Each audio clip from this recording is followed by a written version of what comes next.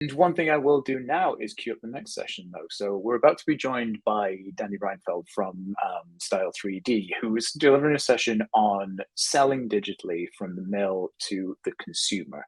Now, we've already heard about why digital product creation, material digitization is so important in the supply chain at source. We've already seen a demonstration from Browseware about what it looks like when those assets make their way all the way downstream, when that value chain stretches out. And we've heard from Gap about the importance from the brand's perspective of being able to do that, of having that confidence in digital capabilities and that confidence in digital tools. I think Danny's now going to walk us through a little deeper, and he's going to talk about why, beyond geometry and patterns, the digitization of that whole value chain, being able to sell digitally across the board, why that's starting to move the needle for the entire industry. So without further ado, I'll hand over to Danny. Thank you, Ben. Pleasure to see you again, and I want to thank our hosts from Alvanon for the invitation and giving us the opportunity to meet here. I have participated in the past in these events as a spectator, and it is a real honor to be a speaker. So thank you. I'm having a little trouble seeing myself. I have 3 screens set up, so that's the wrong one. Okay. So let me just swap out the displays here. And I lost my mouse. Hi, Danny. Popping in to give it a little. It's going to reshare. My apologies.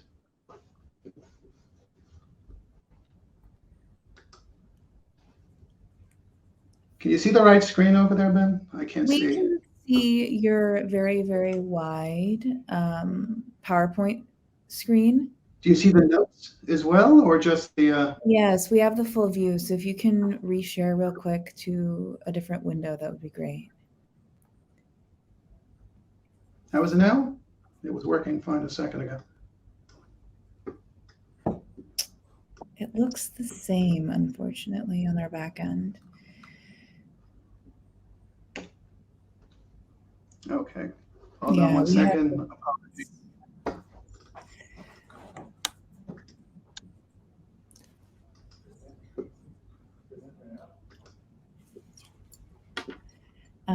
Danny, if you make sure you share the presenter view, if you open it. Yeah, that's what I was. Yeah, I think it's just you have to swap screens. There you go. Okay now? That looks great. Go ahead and go to your cover slide and we'll get rolling. Thank you for your patience, everybody. Thanks for sticking with us. Yeah. Take it away, Danny. Thank you. And thank you to Mr. Murphy for showing up just for me. So the topic is selling digitally from the mill to the consumer. As Ben was saying, things have been moving very quickly since the COVID outbreak. And I've been in the 3D business now for about 10 years, working with some of the largest companies. And what used to be a vision and what used to be a discussion has now become a reality. And that vision started really in the West, and the companies such as the Gap and others started from the product development side, creating the products and viewing prototypes. But very rapidly, there was a wall hit, and there was a limitation in terms of the scalability, and that was the lack of the digital raw materials, if you will, the fabrics, the trims, blocks, etc., that weren't available, and the ecosystem partners, the manufacturers, as well as the mills, hadn't started digitizing yet. But now today we see that a lot of that has happened, and I'm going to show you some examples as we go forward. And over the years, we have seen the discussion move from how do I reduce costs, how do I become more sustainable, to those subjects, plus how do I use these digital assets to sell more, improve the business, and sell better and smarter. And that's where Style 3D comes in. And that's why, and that's really our reason for existing. I imagine that many of you aren't so familiar with us. We might be a new name for you. We've been around since 2015. We have over 400 employees and work with some of the largest companies in the world, primarily in Asia. Our solution spans over 3 different areas. And we'll start from the mill side with creation there. We have one of the most extensive and powerful fabric creation systems for scanning and digitizing fabrics and editing them, everything from hardware to the software to 3D creation platform. In Asia, we see more and more companies looking for alternatives and to the large companies that you're all familiar with. And we are one of them. And I'll show you some of what we're doing over there. But we have the complete suite of tools to create 3D content and animate it quickly, easily, accurately, and of course, making it beautiful. And then with those assets that are created, we have our Style 3D platform, which is cloud-based and has both collaboration tools so that you can share with your internal customers or your external customers, as well as create showrooms, trend books, and manage digital assets. The more digital assets that are being created, the more challenges it's going to present in terms of managing them, and that's where we excel. So as I mentioned, we work with some of the largest companies in the world, largest e-tailers as well as retailers, and probably some of the names here that you recognize. I'm going to start back from and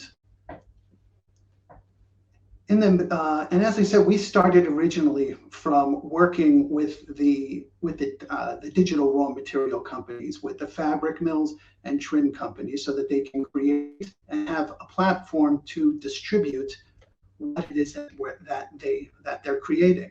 And our solution goes straight from the scanning of the fabrics, the physical properties, so that you can see how they drape, create catalogs, 3D assets, and of course, methods to make it more realistic and sell. And we have digitized literally hundreds of fabric mills throughout the world.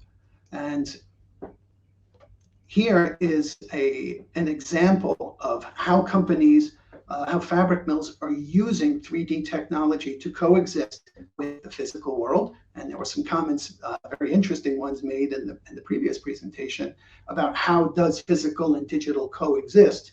And here's an example. This is from the Intertextile Fabric Show in Shanghai last year. And what you see here is that people are just using their smartphones. They start off by touching the fabric, right? So they get that tactile feel. Do they like the hand of the fabric or not? And then they're able to go and scan a barcode that was created from our system, and that will bring them into the digital world. And they'll be able to drape the fabric on some pre-existing styles, such as a dress or shirt or etc. And they're able to see it drape in its actual fabric and see, do I like this or do I not like this? If I don't like the way this fabric looks, I'm not going to request a sample. So with that, we're able to reduce the amount of fabrics and samples. And their tools are being used for, let the music finish there. So with those same tools, you're able to create showrooms, digital showrooms, so you don't have to be there, right? You don't have to be at a trade show in order to see something. You could be sitting in the comfort of your office or in your home, and you can try those digital samples on your platform, regardless of whether you're using Clo, Browseware, Style 3D, or others. The fabrics, our fabric system supports all of their fabric standards and formats. So you're able, as a mill, to create for any type of platform out there. And the results that we see, that our customers have shared with us, have been impactful to say the least. Reductions in physical samples. And of course, all of this ties back to sustainability. and will support the efforts of legislation that's looks like it's going to be passed in the U.S. as well as Europe. Workforces are more efficient because now they're creating samples, creating fabrics that people want to buy, or there's a high chance of them wanting to buy because they've already seen them in the digital and have weeded out that initial batch of the ones that they know won't work for them. And this gives them a competitive advantage as well, because using these digital catalogs and these and the fabrics that can drape, you're now able to send them around the world digitally. You don't need to be online. You don't need to be in front of the person to do that. And the feedback that we're getting is really tremendous. And our customers who managed to digitize just at the beginning or even a little earlier than COVID all survived, and they were able to communicate and they were able to collaborate with their customers. So the mills are selling to designers, the ODM companies, manufacturers, and of course the brands. And that is, and what I just presented is how they're selling today. And on the flip side, obviously, is how many of these companies are now buying. Right? You touch that one physical sample, and then you order multiple swatches in the color, one fabric. We're working with some of the largest companies around the world for manufacturers and design groups. And of course, they use our fabric tools, they use our 3D creation platform, and they use as well our digital, our 3D cloud platform. Now, Leverstyle is a really, really great example of somebody who's forward thinking in terms of technology. They work with a variety of customers in all different types of product ranges. So it could be fast fashion, it could be leisure wear, or even higher end luxury type items. And they call themselves the apparel engine for digital retail, and I just love that. And so they have a recurring issue in scaling, right? How do you use multiple 3D formats, right? Because one customer might work with one platform, yet another one works with a different one, and the third works with a third supplier.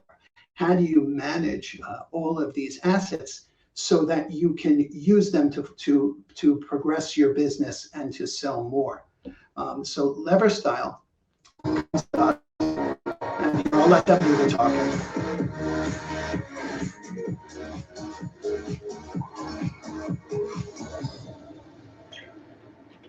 The Leverstyle is a company with a 66-year history.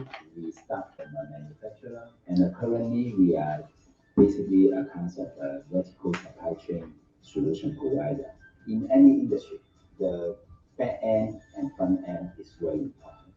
Our future direction is to integrate back end with our supplier. So this kind of 3D product is not just only created by us. So whatever you produce your 3D product, you need a place to do the exchange. Actually, it stands for Style 3D. As long as you can go to the platform, you can easily view, you can easily collaborate. That's the solution. So that's why we are not using tools. We're not buying the tools to generate some very traditional stuff. We are kind of need a platform to review the whole process, whole kind of business value chain to this industry. Before we met on Style 3D, we already start our digitalized transformation phase. Like we engage the PRM, and then we find out the value chain of this kind of knowledge library being digitalized. There is only assets internally. So we also would like to get some cooperation with our customers. 3D is one of the good ways. In general, digital transformation is our company's 3-year strategy. And 3D is one of the really big part of the value assets. So we are by more investment on the 3D investment. Style 3D provides us with a great platform to host and display a wide variety of our online resources. We are offering 3D sampling as one of our services to our clients for a very long time now. We recently developed a brand new athleisure showroom with a fully fledged collection. The 3D technology is changing this process completely. So there is a possibility you start the selling and buying even before making, even before the product is ready. So I think that is the fundamental change. I think it takes time, but the integration of the